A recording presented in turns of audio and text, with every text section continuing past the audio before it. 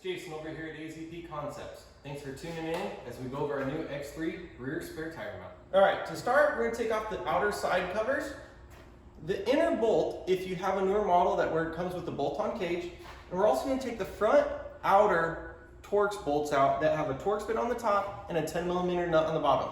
So let's get those torn off and we'll go from there. Now that we got the side covers off, we want to go ahead and install the first brackets. Before we do though, we're going to want to install our ball studs because it will make it way easier. We're going to put the ball towards the flat side of the bracket. This would be the bent side, this is our flat side. So we want the ball to be on the flat side. Go ahead and slide them through, tighten them down. Alright, we're ready to install the first brackets now on the car. There's only a left and a right, so don't worry, they will only go on one way, they will not interchange.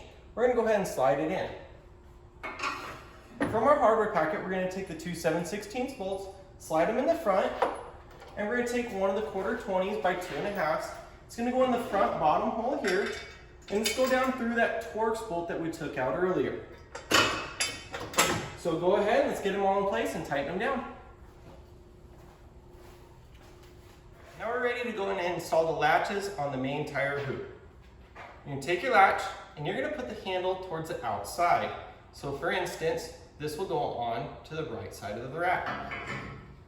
You're going to take the 7mm bolts, which are the bolts that have the thread going all the way down to the head. Slide them through. Make sure you find the correct 7mm nylocks. Don't grab the 1/4-20, you will cross thread them. Go ahead and put them all in, let's snug them down. So now that we got the latches on the tire hoop, we're going to go ahead and slide this in. Slide it all the way up over the forward, and go ahead and open up your latches, and then go ahead and clasp them on to the actual locking mechanisms.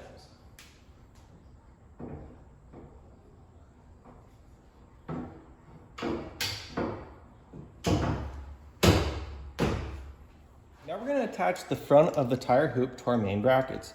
We're going to take our heim and slide the first heim jam nut all the way to the top. Go ahead and slide it into the slotted hole. Then we're going to take our 1/2-inch bolt and a sleeve that goes in there. You're going to slide the 1/2-inch bolt in, go through the sleeve first, then go through the heim and back through. Go ahead and put our nut on it and tighten it down. From there, we're going to do both sides. Then we're going to come back, put the second jam nut on, and just tighten it up to wherever it wants to sit freely. Alright, so at this point, I went ahead and tightened the top and bottom jam nut to wherever the tire rack sat freely. If you do it correctly, you can now go ahead and open your latches, and we start having a functioning spare tire rack. It'll latch right back down.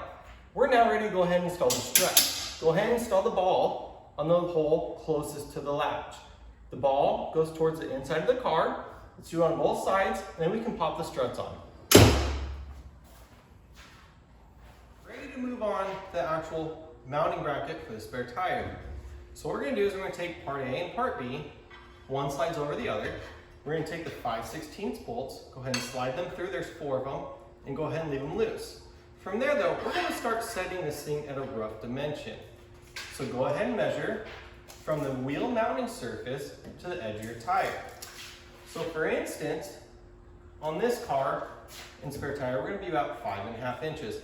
I'm going to preset this from outside edge to outside edge at 5.5 inches, but I'm not going to snug it down super tight.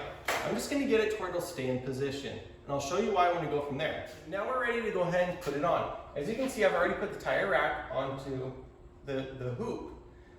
I went ahead and took the 5/16 bolts, went ahead and placed this in the middle of the slotted holes. Now here's where it comes in, why I told you, go ahead and leave it loose, but it'll stay in position. We're going to take the tire, set it on there, and we're going to snug the lug nuts up onto the tire. What that's going to do is going to set this at the right height. We are then going to take the tire back off, and then go ahead and tighten these down, so that way it is tightened at the right height, so that the bottom of the tire is resting on all the tubing. Alright guys, we've made it to the final step. We have one more hole to drill for the 1/4-20 by 2.5 that was left over in your hardware packet. Go ahead and drill down through the plastics and the 1-inch square tubing. We add that because it is now behind the latching system, so we added a ton of strength to this. As you can see, there's still plenty of room left underneath for a lot of the aluminum cargo carriers that are made out there, and you can also fit a bunch of the soft coolers. The coolest feature of this all though, it still allows you to fit an S&B filter up under here. Let us know what you guys think about it. Reach out to us on our website, www.azpconcepts.com. By phone, 480-326-3339. Have any questions, how to install it, you're not quite sure, please feel free, reach out to us. We're here to help you. We'll see you out on the trail.